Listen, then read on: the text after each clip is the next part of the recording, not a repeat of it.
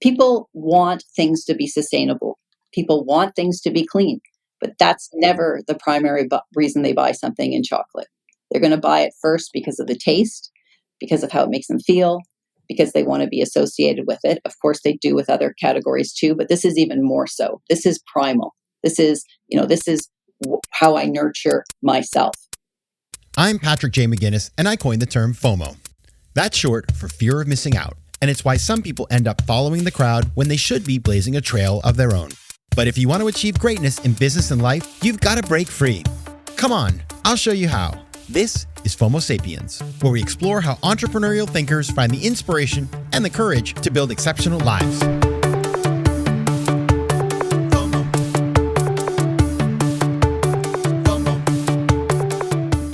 Welcome back to FOMO Sapiens, the show for entrepreneurial thinkers. I'm your host, Patrick J. McGinnis, and today we are going to be talking about chocolate, which is, if you don't like chocolate, all four of you can leave now. But for the rest of us, talking about chocolate, and we were talking to the founder of a chocolate company called Lovo. Her name is Courtenay Vuchnich.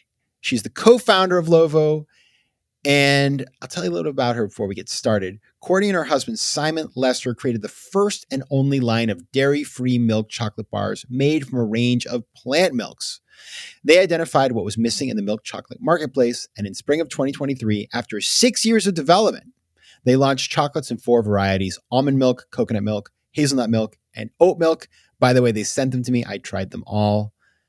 And, I have to say, I enjoyed it. And I'm not a big chocolate guy, so if I like it, you will like it. Now, before Lovo, Courtenay and Simon created Pasha, a super certified organic dark chocolate brand. So we're going to be talking about that today, her entrepreneurial journey, what she's building, and how she's doing it. Welcome to FOMO Sapiens, Courtenay. Glad to have you here. Oh, thank you so much for having me. I'm super excited to be with you. It's my pleasure. Where are you joining us from? I'm in Toronto, Canada today. We've gone international, folks. All right. So Courtenay, not too far as the crow flies from New York, but still international. We start every episode with the same question. And so you will not escape me, even though you were in a foreign country. The question is, tell me something unexpected you learned about yourself that changed everything. So by the time I was 11, I had gone to a lot of birthday parties. I had 2 little sisters, and of course I had helped with their parties. And as I'm sure the same with you, I went to everyone's birthday party in the neighborhood. And it sort of occurred to me that all these birthday parties had the same structure to them. You showed up, you ate a bunch of junk, you maybe played a game or 2, you sang happy birthday, and then you ate a bit of cake, and then you went home. Mm. And I remember thinking, why aren't they more fun? Why isn't there more entertainment in them? So I came up with the idea of, why don't I try to create some entertainment for these parties? So I started to think about what kids really liked. And I thought what would work was to create a traveling puppet show. And every single week, I would customize it to the kid whose birthday it was and to the family where I was going. So I started to experiment with a couple families, and then it sort of exploded. So I started to do it every weekend. And I'd go from house to house and come up with come up with new ideas and present it. And then sometimes I'd have an assistant, but I found that the assistant sort of cut into my margin a lot. So I sort of got rid of the assistant, and I had to figure out the logistics with the parents and figure out the pricing. And I started to deposit my fee, the little money I'd earned, into my bank account, my new bank account. I was investing the money, and I loved it. And I wasn't the kid who you would think, that kid's going to run a business one day. That kid's going to be a super successful entrepreneur. I just was sort of the creative kid who liked the drama club and who loved her soccer team. And that sort of led me to realize that there was something between like a creative idea that was a consumer-facing idea. I would have thought about it that way at that time, but product or service that I could take and link to the idea of being a business. And I sort of took that and put it in my back pocket and held on to it through being a teenager, going to university, and starting to think about what I wanted to do with my life. Wow. So it sounds like you're a real puppet master from an early age. I Wow. love it. Sorry about that. No. That's a great story. I think that is, it's pretty incredible. How old were you at the time? 11. Yeah, that's pretty incredible way to start working. And so many people do get that first start. That's why, like, parents, it seems like summer jobs are dead. Like, nobody works anymore. I don't know why that is, but like, get your kid to do something during the summer or start something, even if it's just a lemonade stand. Like, it is a lesson in how to, much more than capitalism per se, but it's like how to start a company, right? Very interesting stuff. Now, you learned your lesson well, because now you are the co-founder of two chocolate companies, Pasha and Lovo. Lovo's your new baby. So tell us about it. What's your pitch for Lovo? Well, Lovo is the first and only Swiss-made, dairy-free milk chocolate made from your favorite plant milks. And it's creamy and delicious. So there's no other product in the category that has a selection of plant milks. So we have a collection of bars. You can have an almond milk based bar, a coconut based bar, hazelnut, oat, whatever your preference is. And tell me something. I guess Switzerland sounds nice and it's got some classiness to it, but like, why is that a big deal? Because Switzerland is the home of milk chocolate. Switzerland founded milk chocolate 150 years ago. The Swiss have unique techniques for making milk chocolate. If you're passionate about milk chocolate and the mouthfeel of milk chocolate, okay, and the creaminess and the melt and the lusciousness and just the emotional response, the chemical reaction you have in your body when you have a piece of milk chocolate, you want it to be Swiss. I got it. Okay. It's interesting because, like, obviously milk chocolate has been around and that owned the category for such a long time. Like, I don't think I tried dark chocolate as a kid. Dark chocolate got very trendy over the last, 10, 20 years. It's become the hot kind of, it's almost as positioned as like a health product in many ways. And you were in that world first with Pasha. What convinced you, first of all, to move into milk, and second of all, to do it under a totally different brand? Well, dark chocolate is 20% of the category. Milk chocolate is 80% of the category. Okay. Dark chocolate is, as you're saying, people like our Pasha brand, we sell snacking bars, we sell baking chips. It's the part of the category where people will have a piece and put it back in the cupboard or have two squares. It's not a Moorish experience the way milk chocolate is. They're not eating the whole bar in one sitting. And dark chocolate, our product is super certified. As you said, it's vegan, it's non-GMO, it's fair trade, Rainforest Alliance certified. You want to have a dark chocolate that is able to stand up on its own in a grocery store, but that consumer is a do or die consumer. Once they find your product, they're going to be very, very loyal to you. Like our 100% cacao product, our most successful product, is one ingredient, no sugar. It's the only product on the market, right? So we always wanted to have a sister company. We always wanted to have a milk chocolate brand. But the milk chocolate space, it's big businesses, it's big brands. You have to go into it. You have to grow the market. You have to do something super innovative. You have to do something that's going to change the market. You can't go in and do what's already been done. So, as you said, it took us 6 years to figure out how we wanted to approach it. But we always wanted to have two brands. And we felt that it's a very different customer, so they should be very different brands. FOMO. Yeah, it is. It totally is. And the thing, it's kind of interesting. You mentioned you're the first in this category in Swiss made. And it's surprising because, if you think about the evolution of how milk is perceived in different businesses, like I go to my coffee shop every day around the corner, Hungry Ghost here in New York City, which is the best coffee shop. Love you guys. And what I notice is, like, I put a little bit of milk in my coffee, but most people, when they have a milk-based drink, opt for almond or soy or coconut, whatever. For one reason or another, whether it's because of lactose intolerance, because of its marketing, because it's different factors, kind of coolness, trend, style, all those things, the alternatives to milk have become a huge part of coffee culture. And also, if you go to your supermarket and look around, we had the president of Chobani on a couple of years ago, and like they moved into oat milk. Right. So you go and walk around a supermarket, you can see the emergence of this trend. So this is like a big trend that is becoming very natural for consumers. And of course, picking up a chocolate, it's not a big leap to say, oh, you know what? I love oat milk, so let me get an oat milk chocolate. But yet it seems like that was totally white space. So like, were you just early to the game? How did you figure out that you wanted to do this, take this on as a specific, market opportunity? Well, when we started at the beginning of the 6 years, we were going entirely in the wrong direction. Okay.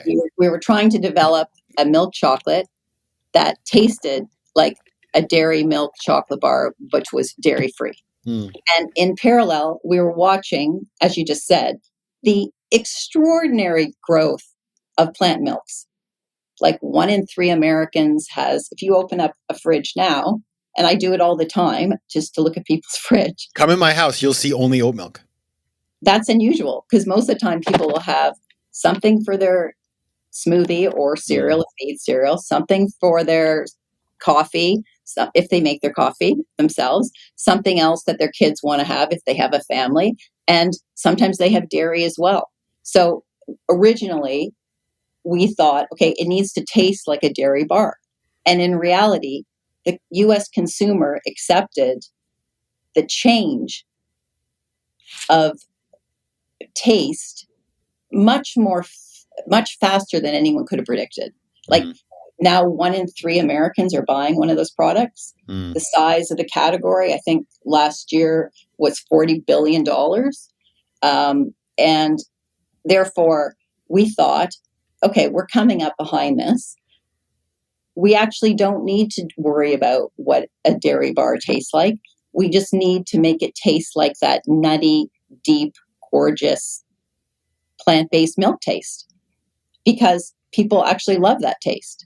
And that allowed us to sort of say, okay, let's do everyone's favorite plant milks.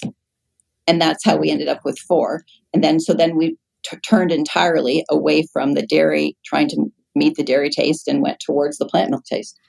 Yeah, what's kind of fun, you guys were nice enough to send me some samples. And I mentioned before, it's kind of fun because you line them up. It's like hazelnut, because I remember it's hazelnut, coconut, almond, and oat. Am I right about that? Yeah, exactly. Okay. Yeah. Which I didn't even know hazelnut milk existed, but that was the first place I went. I was like, God, I love hazelnuts. And you get to try it. And like, you're going to have one that you like more than the others, of course. You'll be like, this is the one I'm going to eat all day. And this one I'll give away to a friend because that's not my favorite. That's just how life goes. But what was fun about it was to try the different ones and experience them, because it is like everyone's a little different. And I don't eat a ton of chocolate. It's just not because, I'm like, I don't, because I had to give it up as a kid when I lost 50 pounds. But if I'm going to have it, I want it to be really delicious and interesting and unique. And so that was kind of cool. Now you have a brand that you've created, Lovo, which is totally different than your other company. And you put out a commercial and I was watching it. It has this very like ethereal kind of feel to it. Folks can go check it out on the web.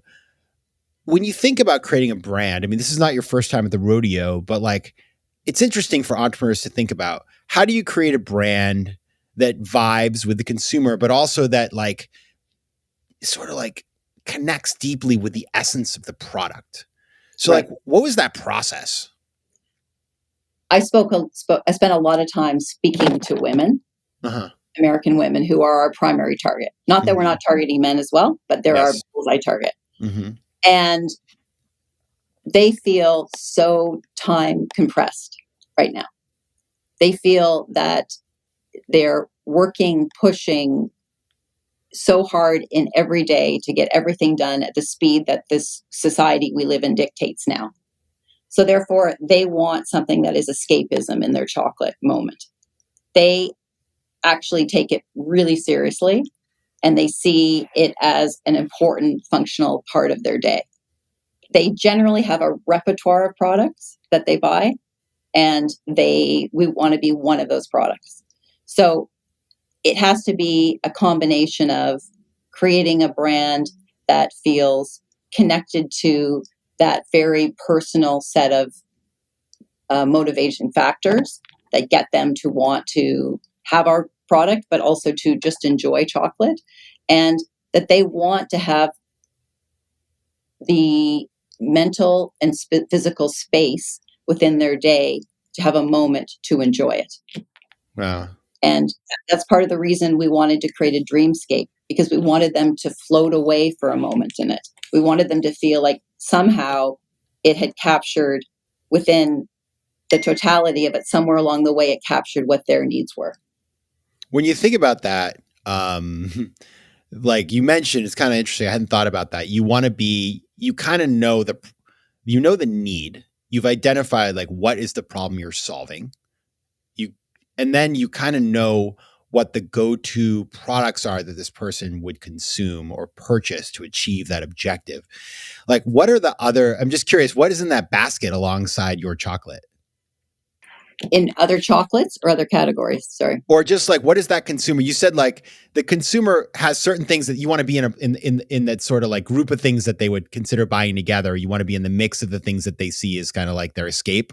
Like, what other kinds of things are in there? Oh, sorry. I meant competitive chocolate brands. Okay. I'm saying that you cannot go into building a chocolate brand saying people have fallen out of love with chocolate because they love their chocolate. We're just saying we want to be one of their collection of products that they have. And we want them to, people want things to be sustainable.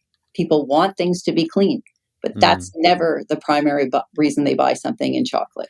They're going to buy it first because of the taste, because of how it makes them feel, because they want to be associated with it. Of course, they do with other categories too, but this is even more so. This is primal. This is how I nurture myself. Now, you started out totally online, direct to consumer through your website, but you've moved on into retail and you have this partnership with Walmart. I've heard of Walmart actually. Actually, so fun fact, I invested in a company in the flower space and our biggest client was Walmart. So I used to go down to Bentonville and meet with the buyers as one of the board members of the company. And what I learned is that it ain't easy. Like, it's an incredible company, but it is, it's so huge, and it moves the market, and like it's they're very they know their business really well, but they know what they want and what they don't want, and you have to be ready for it, and you have to show up. There's no like messing around, futzing around with them, right? It's like it's a big day. It's the big game. So it could be risky if you're not ready for Walmart and then you engage, it could be risky. And so I'd love to hear about, first of all, like how that all came about and how you felt ready to play in that kind of those leagues, the big leagues at this point of the business. Well, I think the challenge from my point of view is the same, whether it's Walmart or, or Berkeley Bowl or Fairway Market where you are. Like the challenge is that we have to convince people that the product tastes extraordinary. The product is a uniquely tasting. You're not sacrificing anything from a taste point of view if you try our product. And until we get product into people's hands and they try it, they're not going to believe it. Because it's a bit of, and it's a bit of what I said initially in terms of us being in a corner space within the category. We have to expand the basement. We have to make the category bigger. We have to grow this segment of the category and make people think about it in relationship to it being part of milk chocolate, the same way that dairy is part of milk chocolate. And therefore, how are we going to continue to get this product into a place where people can really enjoy it?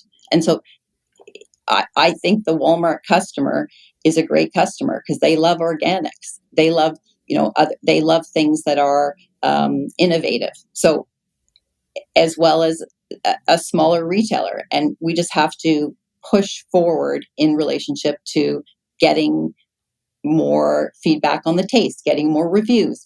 On Amazon, we've done well with our reviews, right? And that's continued to grow and to grow and to grow. I guess it is a real, I hadn't thought about that. The fact that you're new, you have a chance. Like people walk by, it's like, what's that? Right. And so if they try something new and they like it, then you're good to go. So I guess it's really about knowing that you've got the product to a point where people like it, and then going out and making sure your brand is, and the way you're telling the story of the brand is captivating. And then when people walk by, they pick it up, and if they like it, then you got them. Well, and I think it's this, as you know more than me, we have to get people to act as our disciples.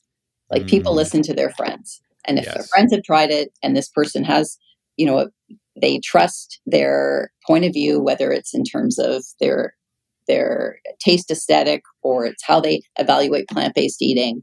And we need to target different groups of people online that can help us to build our awareness.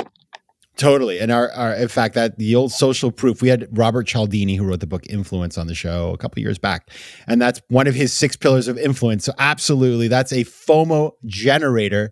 Boom, I just said it. If you're trying to sell something. FOMO.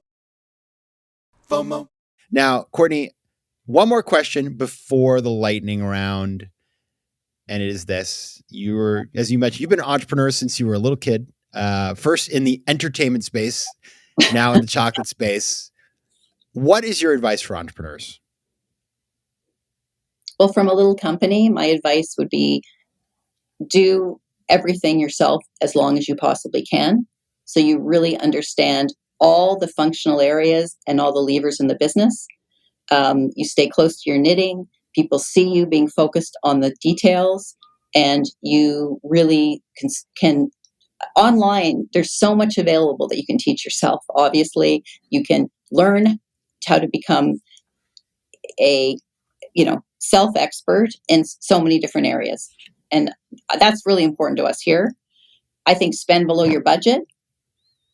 I don't know one person, I talk to entrepreneurs every day who says at launch of the brand or at launch of this product or at launch of our new strategy for communications, we got it 100% wrong, right?